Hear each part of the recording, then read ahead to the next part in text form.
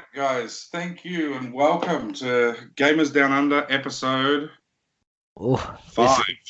is it 5 or is it 4B? Well, actually, yeah, it probably could be 4B, but I'm a little bit tired. Technically 4B, but it will be episode 5 on iTunes and Anchor And all that. Yes. and all the other podcasts. So it will appear as episode 5. So for all intensive purposes, it will be episode 5. So the reason why we're doing this episode, we had a cracker of a first day, I think, with E3. Day 2 for E3, and still loads in store for us. The big conferences for the day were held were Ubisoft and I think you call them Square something? Squaresoft? Squaresoft, yeah. That sounds soft, mate. No. Square Enix. It used to be Squaresoft. Oh, really? Before the merger, it was Squaresoft, but yeah, Square Enix. Carry on. So there's a whole lot of games coming, expansions, and even TV series, which I know we mentioned a little bit last night as well, were announced at these conferences. So, Steve, where do you want to start? Day 2. Boom. We know already what I'm going to talk about. So I'll give you Ubisoft, you give me Square Enix. How about we do that? Ubisoft, and then you give me Square Enix. No, Ubisoft. You want me to talk about your favourite one? Okay, I'll do it. I'll be Square Enix. Okay, now we're going to play dress-ups, are we? That's a bit weird for day 2, but anyway. They do that in Final Fantasy 7. Okay, that's a bit weird. Anyway, okay, so Ubisoft. So they came out, I reckon, really strong. They came out with Watch Dogs Legion. I loved Part 1 and Part 2. People didn't like it for some reason, Part 2. I reckon they're both fantastic games. I'm a hacker at heart, but I'm too lazy to learn how to hack, basically. But I love the concept of the games, and I play them. And it's like a Grand Theft Auto, but you can hack. I don't know. I'm the same with everyone else. Like, number 1 was different enough where it lured me in, but then number 2, it just felt like, yeah, I don't know. It not lackluster. I don't want to say lackluster, but it just wasn't enough to say, hey, Bob, let's do it. Pour 50 hours into me. That's how I normally give my rating. If a game gets 5 hours out of me, it's a poor game. 10 hours to 20, well, really 5 to 10, it's an okay. 10 to 20 is, it's pretty good. But as soon as I get to the 20 to 50, yeah, it's a good time. Not many games in the last couple of years have gotten over that 50-hour mark, especially the 100-hour. I can name them all on one hand. That must mean you don't have much time for gaming. I move on. But like Horizon Zero Dawn, Nier Automata, they were 2 where it was 100 hours guaranteed. I'm hoping Watch Dogs Legion, they have changed it enough to, because I liked the first game, definitely. I told my friends to get it. I told them to jump on board. So I'm really looking forward to it. Ubisoft are doing pretty well. So, and all jokes aside, it looks pretty good. The gameplay that they showed, I'm excited to watch that one unfold. So, did you actually watch what they're doing with this part 3? With the different, how you can get different people or something like that? They came out with the claim to say that you can basically pick anybody in the world, you can make a character, and they're going to be all different. That's a pretty massive event, really. Like, to pick anybody, like they did it on the trailer, like everybody's seen. You see the grandma walking up and she's shuffling, and then all of a sudden she pulls out a gun and just shoots the guy in the head. Like, unreal. It really, I'm sold. I'm just shut up, take my money. Her name would be guaranteed Carol or Susan, guaranteed. Why Carol or Susan? They're just grumpy grandmas. I think there's some issues with Steve there, but anyway, I'm not even going to go anywhere near that on a podcast. It's recorded. It's a fact. So that's nice. It's a fact. Yeah, there's something there. All right, so the game's set out in London. Allows DedSec to recruit fully voiced and personalised NPCs. The game will hit stores on March the 6th, 2020. I reckon that was probably the biggest one. That they come out straight away, bang, Watch Dogs, enjoy. It was like, I hadn't seen much about Watch Dogs coming up. I think it really beat Ghost Recon Breakpoint for announcement wise because they had already announced that earlier. So it was sort of everyone said Square Enix don't play it safe. Come out guns a blazing.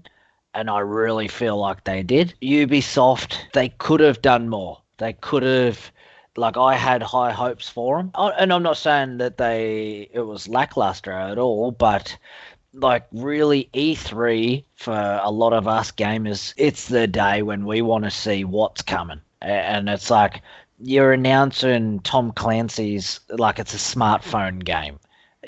Division 2, like we've got Division 2 already. No one's playing it anymore. It's like, and that's my own personal opinion, of course, but like just shut down now, guys. Wait, it's Steve said the Queenslander has spoken. Shut the servers down. But like, so they like that's what like Watch Dogs. I was so pumped to see that, and then it felt like it started going not downhill, but you know what I mean. Like they probably started off too heavy. They probably should have held off with Watch Dogs if that was going to be their main, boom, let's do this. But then you got Rainbow Six Quarantine, a new multiplayer shooter that will probably be built on the foundations of Siege.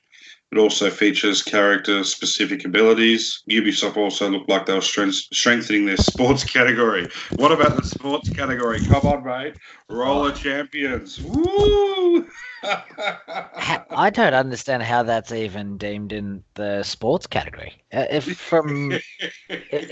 looked like the what's that car game where you use the cars to hit the ball into the soccer fields? Oh, yeah. And it's actually pretty big now. I haven't played it yet, but you drive your car on the soccer track and you got to hit. That's it. I'll remember as soon as we hang up from the podcast. But it sort of looked like that. Okay. What about the other one? The Gods and Monsters. That was like the Zelda lookalike, you know? I that looks really quite promising, really. I really liked the look of that, actually. As soon as I saw, because I only saw a quick little video because I was at work, but I was like, you know what, I'll save that one and I'll research that tonight. Like, I hadn't really heard that there. That's what I wanted. Some more oomph. Like, give me something new. Yeah. And like, and it goes hand in hand with what I'm ranting on about with Square Enix, but like we're stuck in the remake and the remaster at the moment, so it does feel good to have some more games come through. And the other mention that they did with that was Assassin's Creed Odyssey. You're now able to build your own side quests and share them. I don't know. So you're playing Odyssey, right? Would you really want to build a quest? I don't know. What's the quest? Games. What, like, you know what I mean? It's not. Oh, Jesus. That's the me. funny thing is, guys, I asked him before we actually went on the podcast, hey man, make sure your phone's on silent. Mine's on silent too. And he goes, yeah. And then ding. That is podcast 4B, and I have not failed myself yet. That has gone off every single podcast we've had. Once. Sorry, guys. But yeah, I don't even know. Oh, Assassin's Creed Odyssey. Oh, it's not. It's a game that I want to hop in my little gaming room. I want to shut the blinds, and I want to play it for 100 hours straight. I don't think it's really a game where I want to try to. Honestly, are you going to finish all the quests? But that's all the side quests in it.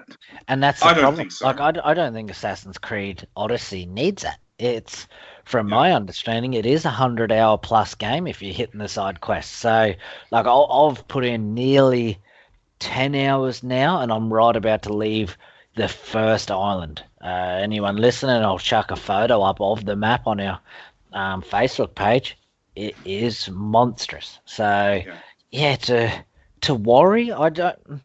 The one thing that they don't ever tell you is they do this kind of thing while they're working on the game in the background. Let's say if they've got interns coming through the ranks and they want to actually teach them how to work and all that kind of stuff, they actually give them stuff like this to do rank them on it, rate them on it, you know what I mean? And they actually release it. So I do understand why the gaming industry does this in the background, but is it worth it? They're lucky it's a free DLC. Yeah, that's the only thing that was actually going for it, I thought. But you know what? Out of all of them, right? So I think you'll probably rant on about this as well with your Square boys, your Square Softies or Square Enixes or Enix, whatever. But anyway, you know what? Like out of the last 2 days, like they have been jam packed with information. Like I've been trying to keep up with it just to even do this podcast with you now. But in saying that, like, show us some gameplay and don't there's a couple ones coming up that we'll talk about with Square Enix where you're looking at it and you're like, hang on, is it gameplay or is it cinematics? Perfect example, Roller Champions, right? That is actual gameplay, but there's a cinematic view on the gameplay that's actually showing it. So it's not showing you the actual characters in the actual gameplay. It's showing you a movie of the game. So how about we just get back to the old days and actually show what the game's going to be like? Because, like, they look great in the cinematics, but so do mobile games. Mate, I see so many mobile game cinematics, and I'm like, oh, wow. I download it, and I'm like, yeah. I understand with this day and age why they do it, because they're, like, it used to be a game was announced, and it was coming out. There wasn't mainstream media. There wasn't Facebook. There wasn't podcasts. There wasn't Twitch, Twitter, YouTube, all that kind of stuff that ranted on and on and on because I wasn't on there. They took the day off, I think. Yeah, so the game was like they chucked some money into advertising and then it got released and that was it. But like you look at Square Enix, I love them. But Christ, I hate them. Like, they announced Final Fantasy VII Remake at E3 2015, and they physically haven't mentioned anything since. So just keep you in hope, eh? So hey, it might be another 4 years before it comes out anyway. Well, they showed some gameplay and that back then. I was about to say that, yeah. Only a little bit, but they did, and you look at it compared to even now, and they've come once again leaps and bounds. So I do understand, like, if they've got a game coming out soon, like I from my memory, that Roller Champions, I know it was a pre-alpha, like a demo was coming up soon, not the actual game. So that might be why they don't show gameplay, because the gameplay might not actually be ready yet. It's actually available on Uplay right now and will be playable up to the 14th of June.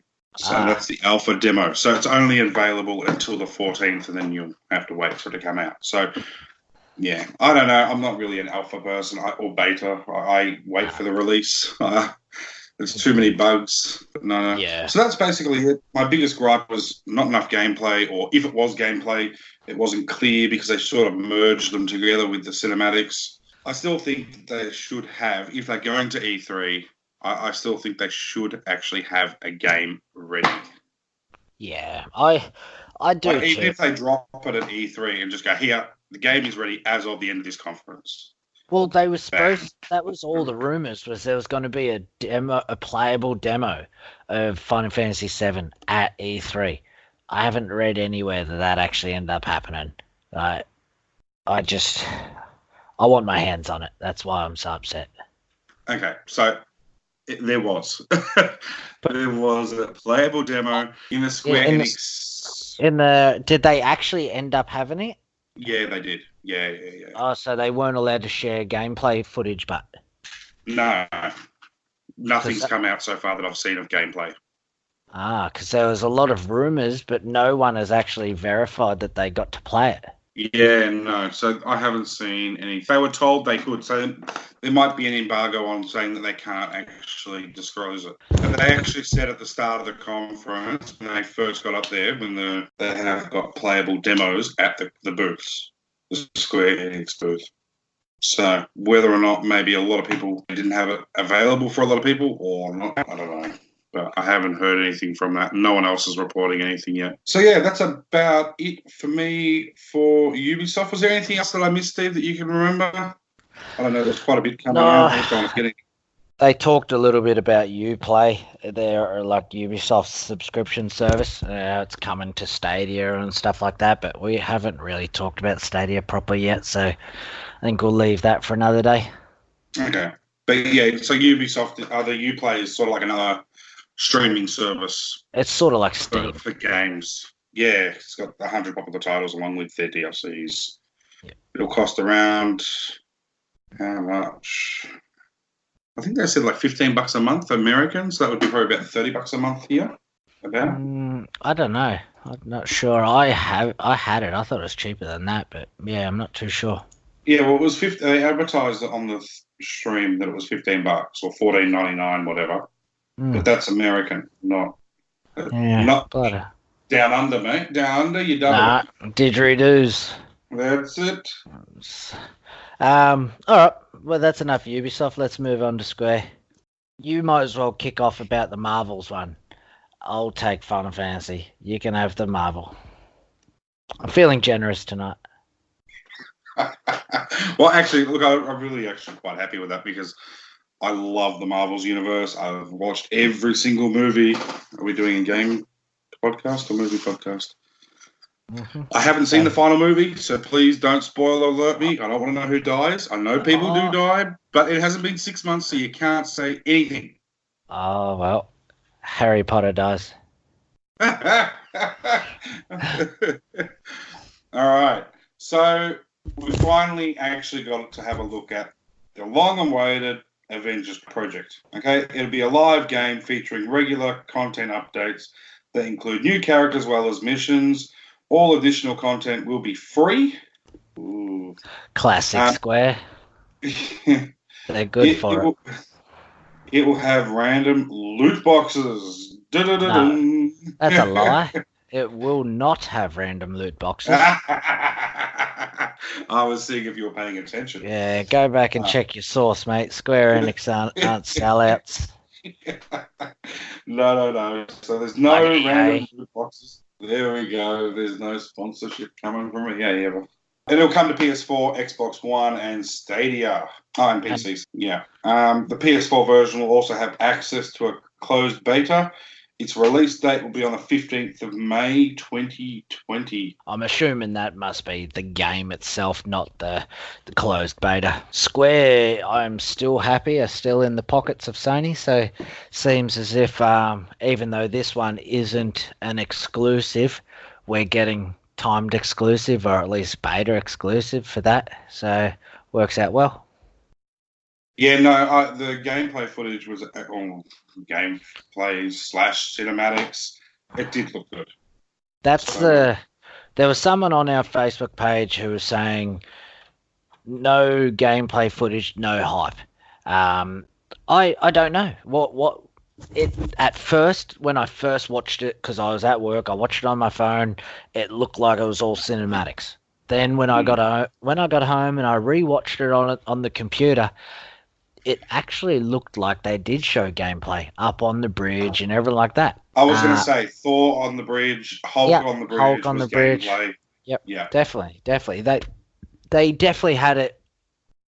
And Square have always, for a long time, focused on their cinematics and they're blurring in and out of gameplay and video footage, so it is difficult to tell. And Crystal Dynamics or whatever that studio is and that game engine that they created is very graphics based. It is a beautiful engine, so I'm excited to see it. The difficult part about the Marvels one is it's hard to get a superhero game perfect. Like, you watch movies and you're flying around, you're flying under bridges, and you know what I mean? Like, it's very difficult to translate that into good gameplay. You look at the Batman Arkham Asylums and stuff like that, they've done them pretty well because Batman obviously doesn't have any superpowers. He's just a person, yeah. Other than being a rich, awesome guy.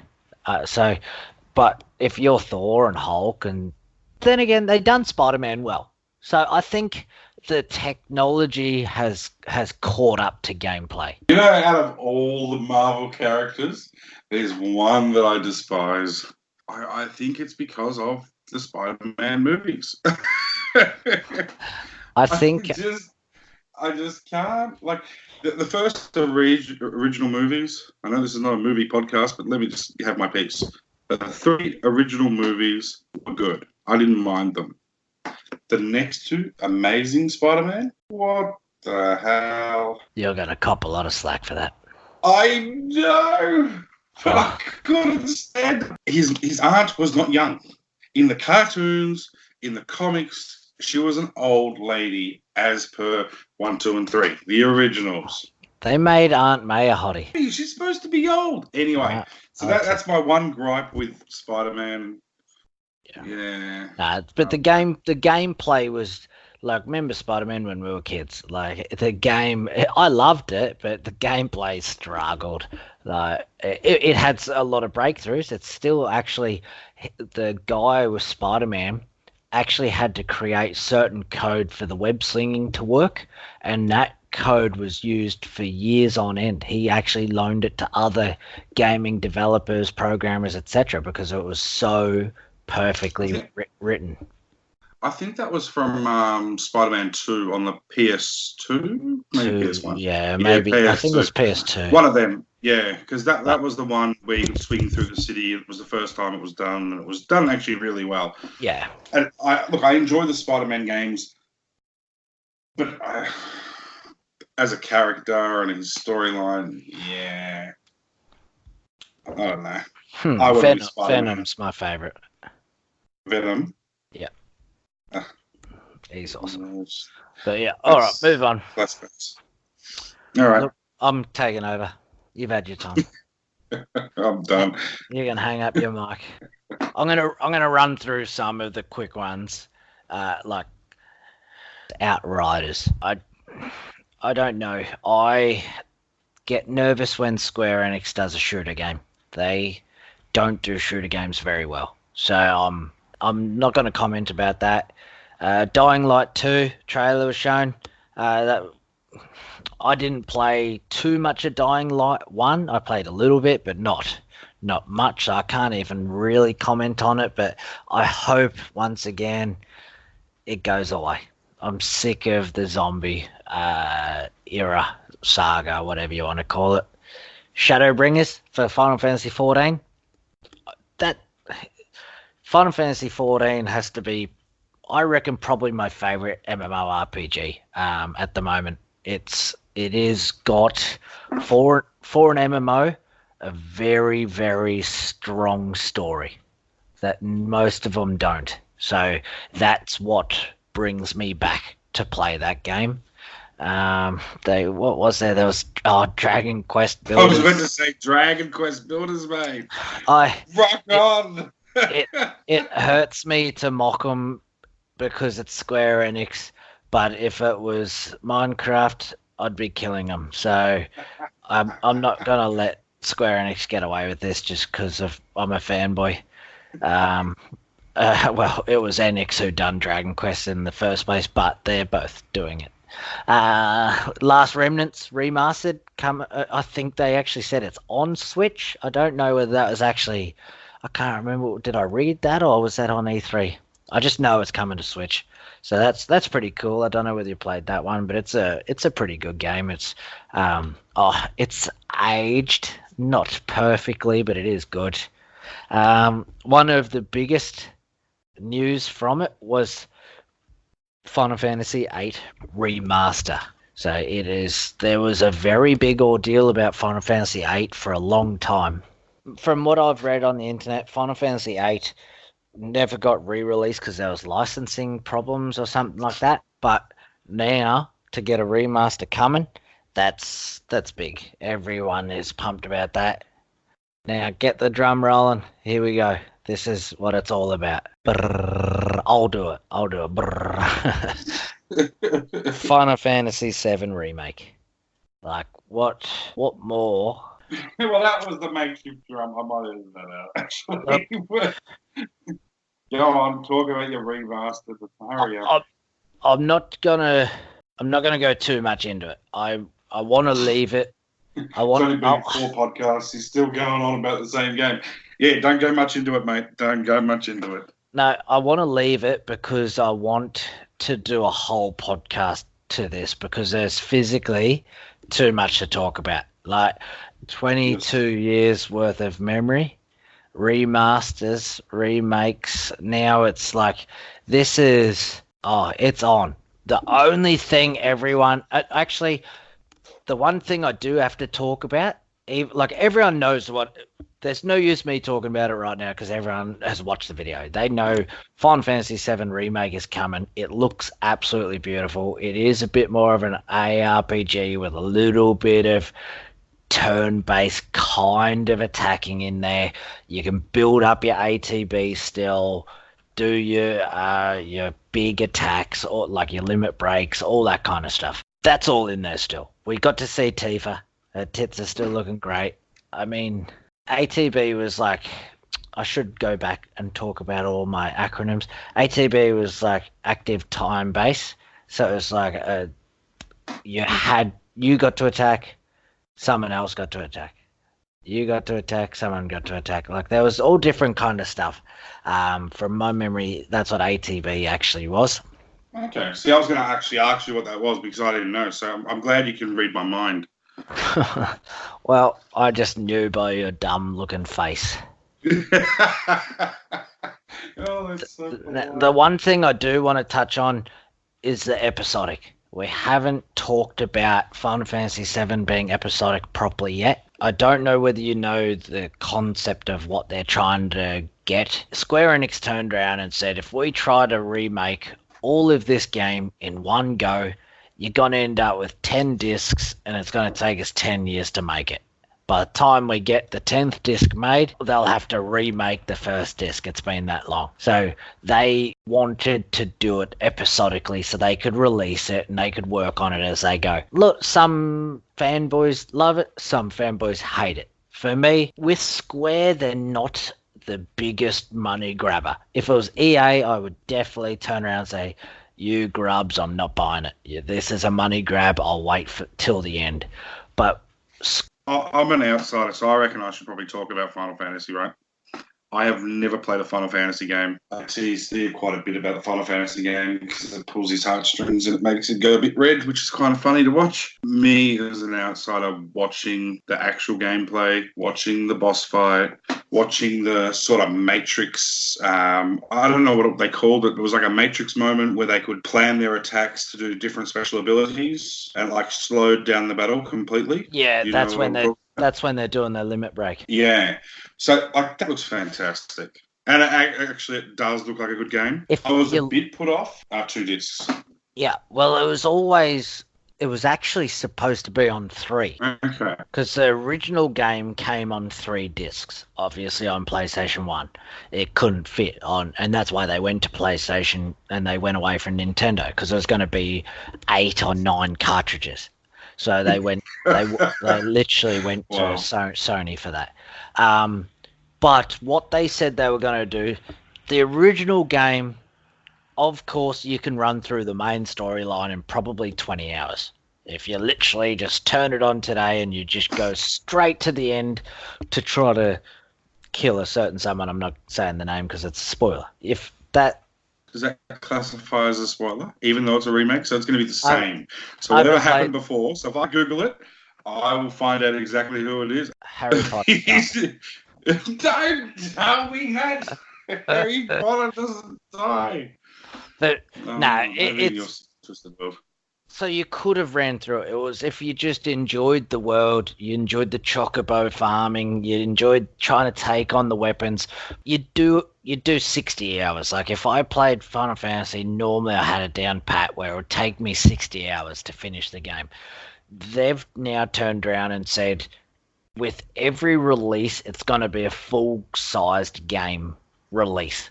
So like Midgar with PlayStation 1, they didn't have the technology. They didn't have the town builder and all that kind of stuff where they, like a high rise, you just literally ran up a flight of stairs for 20 minutes. Or you caught the lift. That was it. There was no more detail or content to it. They've made that high rise now, so you can go floor to floor, and that was what originally they actually gave to another company. They said, "Look, guys, you guys can build all the crap as such, and we'll stick to the main stuff." It was only when they realized how big it was when they said, hang on, we're bringing this back in-house. We're going to finish Final Fantasy 15. We're going to finish Kingdom Hearts 3, and we're going to do this properly. So when they say it's episodic, they're saying it's going to take you 20 plus hours just to get out of Midgar. And that was one of the discs back in the day. Okay. So that's why, if they live up to that, then I'm not too disappointed. It's more, but the main reason why I'm actually disappointed, it's like everything. Game of Thrones Season 1 comes out, you buy the DVD. Season 2, you buy the DVD. That's what this is going to be like. I want a box set. I want a collector's set. I want a Final Fantasy PlayStation.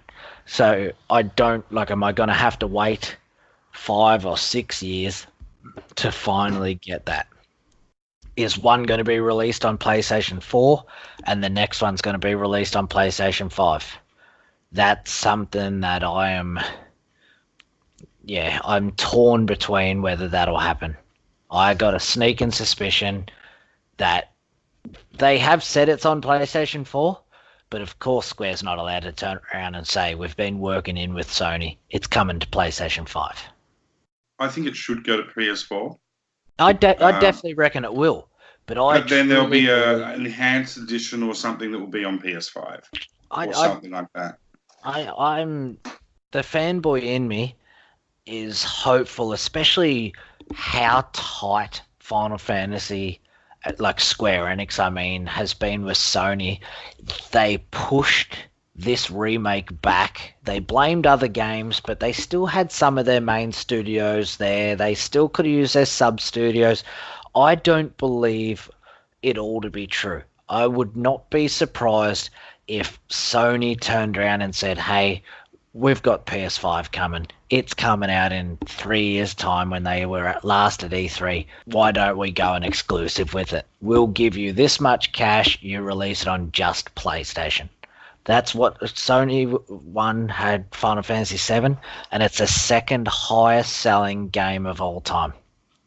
So imagine the sort of money that'll rake in for Sony, and that if it's a first day release on PS5. No, don't worry. We'll just watch the Sony at E3. Oh, wait. Hang on. That's right. Your company didn't go to E3. Well, that's E3's fault. They should stop charging through the roof. I see how it's everyone else's fault, but Square Enix can afford it, but Sony can't. Yeah, I don't think so. I probably think for the amount of mobile games that they've been advertising during this E3, maybe there shouldn't have been an E3.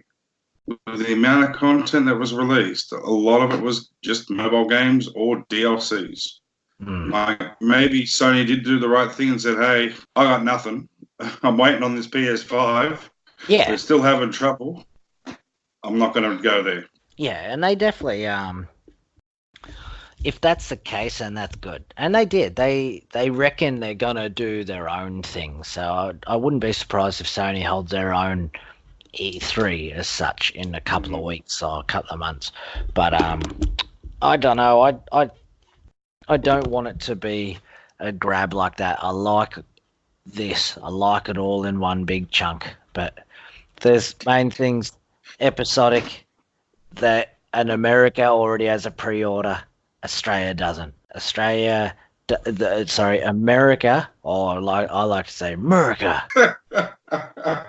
Oh, there goes our one listener over there. Yep, keep going.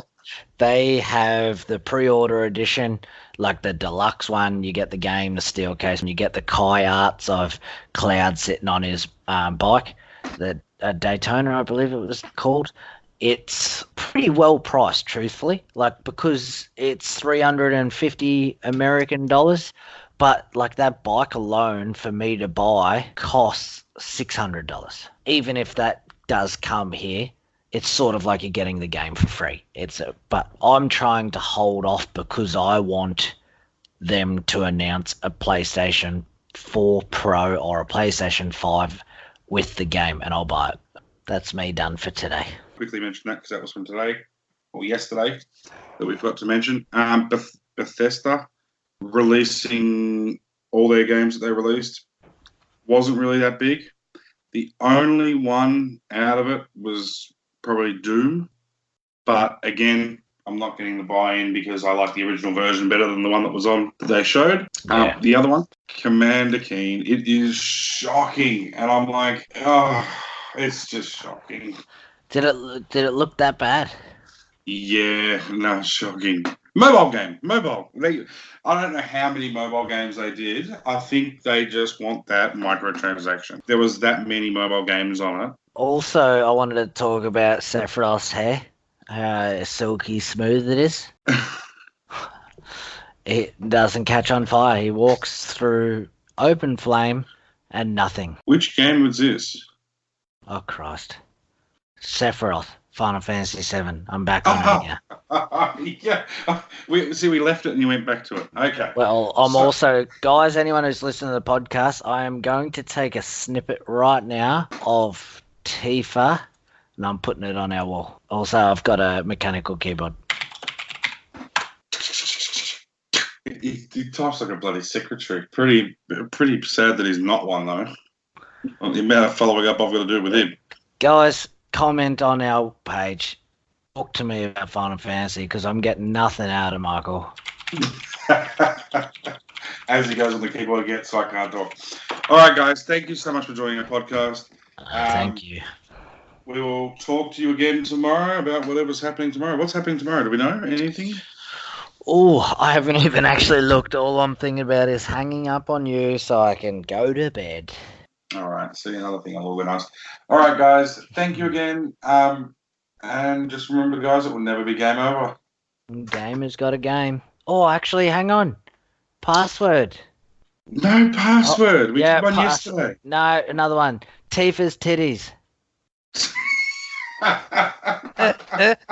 Gamer's got a game. See you guys.